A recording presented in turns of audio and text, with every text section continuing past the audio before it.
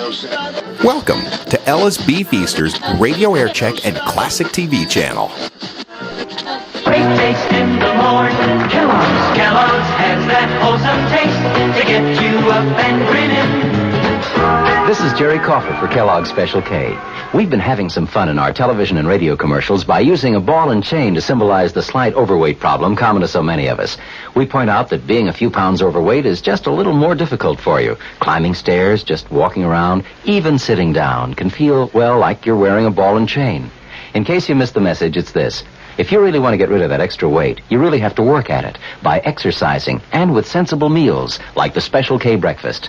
A 1-ounce bowl of Special K, America's favorite high-protein cereal, 4 ounces of skim milk, tomato juice, and coffee. Less than 240 calories. Nutritious and, by the way, delicious. So why not begin each day with a Special K breakfast and then keep up the good work? Special K can't help you lose weight all by itself, but it really is a good start. Hi, Ms. Goldilocks here.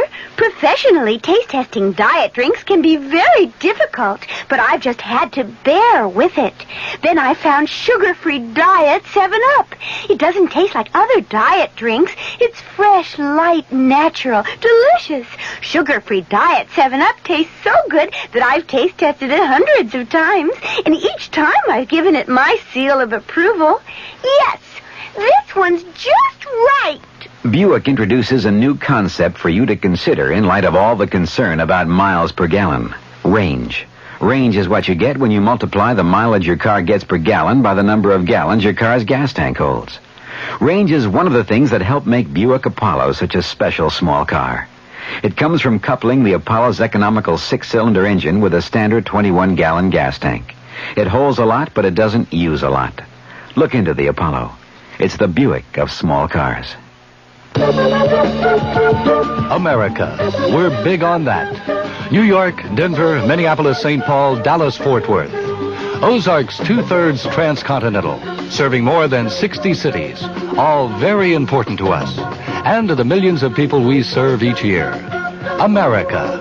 We're big on that at Ozark Airlines. Now go Ozark's evening jet at 6:45 to Washington with through service to Champaign, Urbana, and Peoria. Radio Mystery Theater was sponsored in part by the Kellogg Company, makers of Kellogg's Special K cereal, new sugar-free Diet 7-Up, and Contact, the 12-hour allergy capsule. This is E.G. Marshall inviting you to return to our Mystery Theater for another adventure in the macabre. Until next time, pleasant dreams.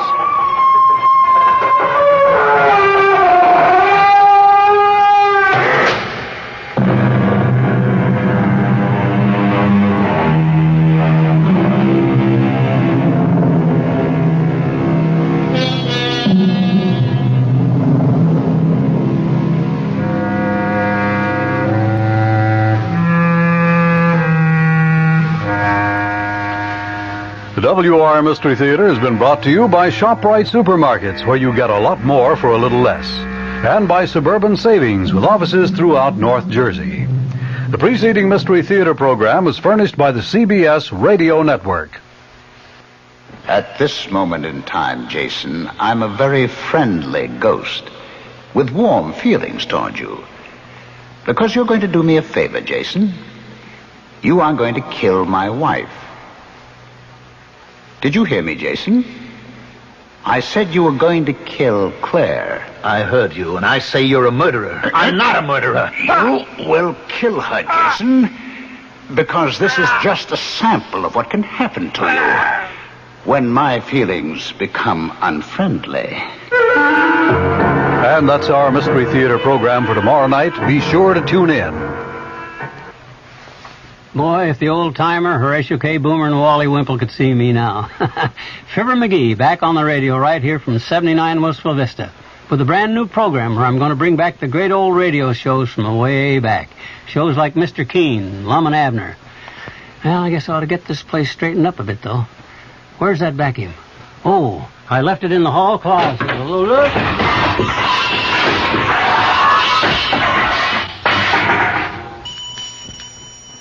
Gangbusters, Duffy's Tavern, Mr. District Attorney are just some of the highlights of Fibber McGee's special program, The Good Old Days of Radio, tonight at 9:05 right here on WOR. I'm Fulton Lewis in the Mutual Broadcasting System studios in Washington, D.C. Now, my commentary.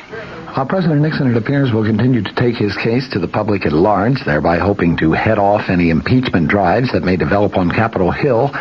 The posture of the White House, the president's official family, has been decidedly defensive these past few days. Repeatedly, White House officials have been asserting that Mr. Nixon is not going to quit. Those assertions being, of course, in response to calls from a growing number of congressional Republicans for the president's resignation. When charges of a specific nature have been leveled at Mr. Nixon, they have been answered promptly and firmly. Just today, for example, the White House charged that there has been, in its words, a concerted effort by some sources to circulate fallacious reports that the president has used ethnic slurs in private conversations. Deputy Press Secretary Gerald Warren agreed with White House lawyer J. Fred Bushart's assertion yesterday that attempts are being made to try to poison the public's minds by charging that the slurs were deleted from the recently released Watergate transcripts. Warren today commented, "We have been aware for some time of a concerted effort by some sources, whoever they are, to get this fallacious story into print." He added that several newsmen have received reports on the alleged slurs, and that it was, in Warren's words, clear to us that there was a concerted effort to get this into print, and it finally succeeded. He was referring to a story that was published Sunday in the New York Times. Publication of the charges, Warren contended, demonstrates the vindictiveness of some people that we have seen developing over the past few months, trying to discredit the president in any way possible. When asked why the White House did not release the actual sections of the tapes to support their denial that the president made ethnic slurs, Warren said that pressure for such a release of tapes is precisely what the purveyors of this sad story wanted to happen.